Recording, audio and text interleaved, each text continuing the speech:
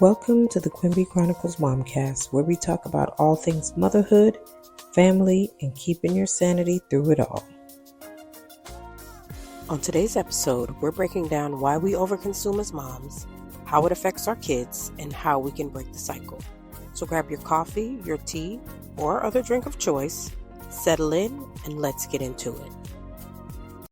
Welcome back to the Quimby Chronicles Momcast, y'all. And if you're new here, we're two generations of moms breaking down motherhood, life, and everything in between. I'm Traci. And I'm Chante, and today we're going to be talking about a topic that we all fall victim to at some point, which is over-consumerism as a mom. That buy mentality will really have you thinking that you need all the things that you don't. And listen, the way these stores got us in a chokehold between Amazon, Target, Shein, all this stuff that you could get for the kids, we out here spending it like we got it and knowing that we don't need half the stuff we put in those carts. And don't even get me started on the pressure that's put on us to keep up. You go and look through social media and it will have you thinking that you need new toys every week, the latest baby gadgets, and a whole wardrobe refresh every season.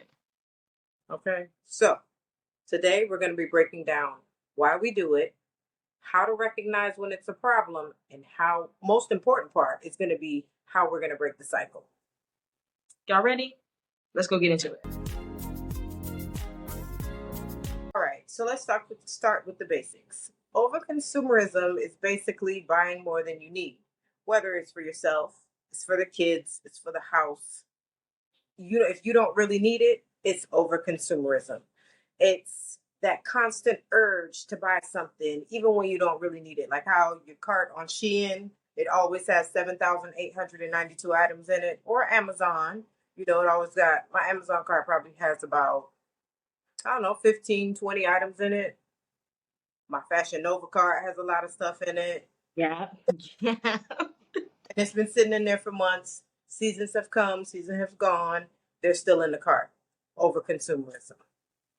And I think a lot of it to justify is, we're thinking, oh, well, the kids need it, or I think it'll make my life easier, or, something along those lines. And you really have to sit down and ask yourself, Right. Do I really need it? Or am I just buying this because I feel like it'd be, more aesthetic, or whatever the case may be? You have to sit and ask yourself, do you actually need it, or are you just buying it for validation?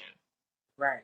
Exactly. And a lot of times it could be a lot of things, but it could be like emotional spending. I know people do, impulse spending. It could be stress. It could be boredom, which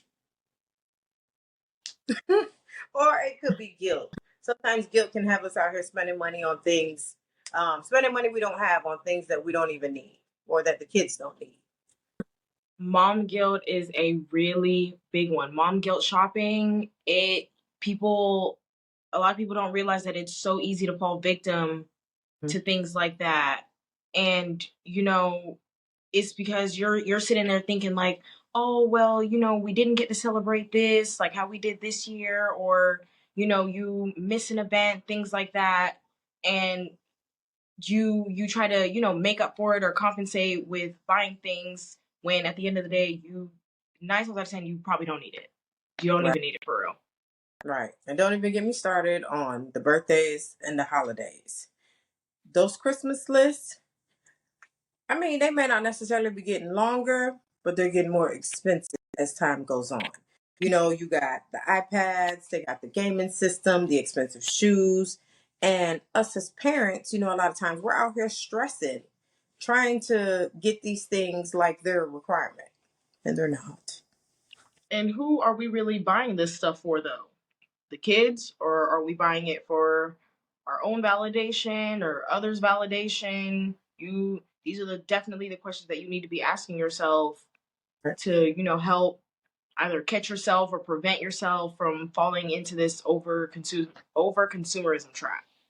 Okay, yeah, and I think we need to sit on that or sit in that for a second, okay? Are you buying it for the kids or are you buying it for your own validation? And I think that's a very valid thing because a lot of people, when they're guilty, like Chante said, that mom guilt shopping, when you feel bad about one thing or another, you feel like, oh well, let me just get this game that I know that they've wanted, or let me get this pair of shoes that I think will look cute in, and don't even need it.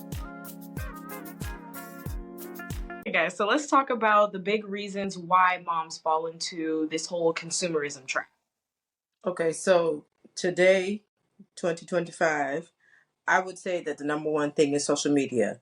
We spend so much time scrolling through Instagram. Well, Instagram is my social media platform of choice. Instagram, TikTok, and Pinterest. And then you see all these aesthetic playrooms and designer baby clothes. And it always makes you feel like what you have isn't enough. Or my favorite is that you need to refresh. Okay.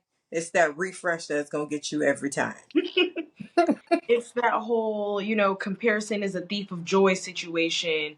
You see a mom posting about her $500 stroller, and then all of a sudden you're sitting there feeling like, oh, well, mine only cost 150 or 200. Mine isn't enough. Right. And it people don't understand that it's not always the fact of pricing. If your stuff is good, your stuff is good.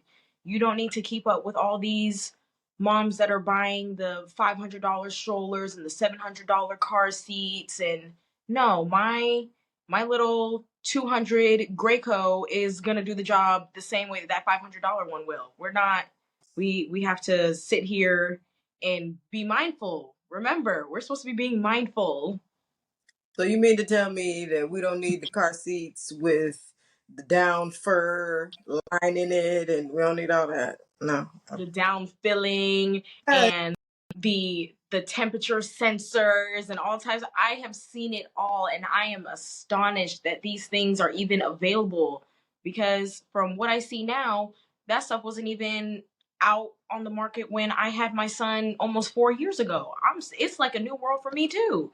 Yeah. And it's so much, and it's so easy to fall victim to things like this, especially when you see people glorifying it, saying, "Oh yeah, this is the best one on the market, this, that, and the third." You cannot fall victim to these things, Right. because it's a dangerous game. Honestly, it really is just a dangerous game, a Slippery. dangerous and expensive game. What? Slippery slope. All right. And so number two, I think, is convenience shopping. Because I'm not even going to lie, I'm an Amazon Prime member and I have been for a long time. You get on Amazon Prime, what's crazy is that I go on there and I'm looking for something specifically, and what I'm looking for, it may be $8, but I have to wait till tomorrow. But if I spend $25, I can get all of it 5 to 10 today. Because why? Why? And I don't even need it right this moment. I don't need 10 today. But it's that it just sucks you in. You get the one click and boom, that package is at your door. And I know I'm also guilty of this. I'll get a notification I have a package, that my package has been delivered. And first thing I'll say, package? What did I order? That's the problem right there. That's the problem. That convenience is the problem. And three, guilt. We definitely touched on this a little bit ago, but it's time to sit here and be real. Some of us use shopping as a coping mechanism. When you hear retail therapy, that's exactly what that is. 1000%. That's what that is. And don't get me wrong, I'm a victim to it too. I'm not judging. I listen and I don't judge. I'm sitting there right next to you doing the same thing. Right. So I don't judge. But I do realize it is a problem. Right. I understand that. And if we're feeling like, we didn't have enough time with, our kids, or energy or patience with them throughout the day, oh, let's do a little retail therapy so we can feel better. Or I've even seen people use retail therapy as their me time, which, once again, no judgment. You do whatever's best for you, your mental, your children. Hey, you do whatever you need to do. But we definitely tend to use shopping as compensation for other things in different areas of our life. Yeah, absolutely. And then the last reason I think why we overspend is a big one, the nostalgia trap.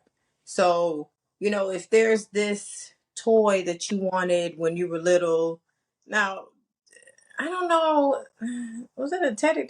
I used to want a Teddy Ruxpin. And I know y'all probably don't. I don't even know if y'all know what who Teddy Ruxpin is.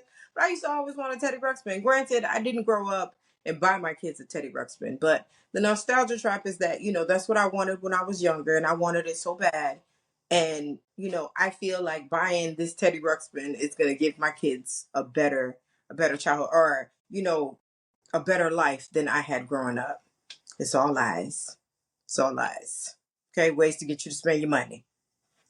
And I get that 1000% because I also do the same thing, which for me, a lot of the toys, okay, I won't say a lot, but some of the toys that I grew up with are still available today. And I'm like, ooh, I think Luca would like that. Or, ooh, in a couple years when Selena gets older, I can get her this. Right. They get toys all the time and they sit in the bottom of a bin. They get played with once and never to be played with again. Right. So you really have to stop and say, is all this stuff making them happier, or is it, me trying to make up for what I was thinking when I was their age, trying to, I guess when they say like heal that inner child, like, oh, I wanted this, and if I buy this for my daughter, then everything will be okay. Who even knows if she wants it? Right. Who, like, because Right. I guarantee she probably doesn't care. She probably will not care. Kids like what they like. There's Right. no point in stressing yourself out about that because not all kids like the same things. You don't know that the toy that you wanted growing up, your kid is going to want. You don't know that. So why spend your money? And it's possible they don't even like it. Now you don't wasted your money for no reason. Okay. Okay, so now that we've given ourselves the business, let's talk about solutions. Let's talk about how we stop over consuming and being more intentional with what we buy.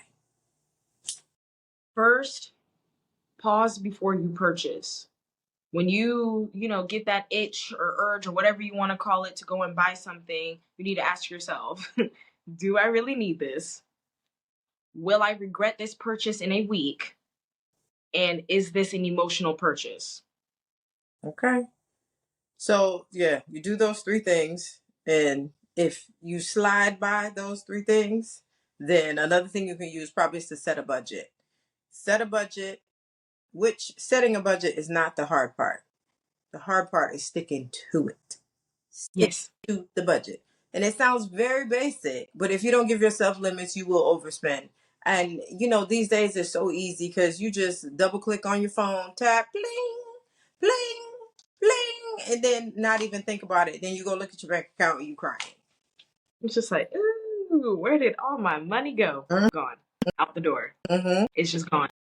Me personally, I even do the 48-hour rule. If I see something that I want and I'm like, oh, okay, I want to buy that.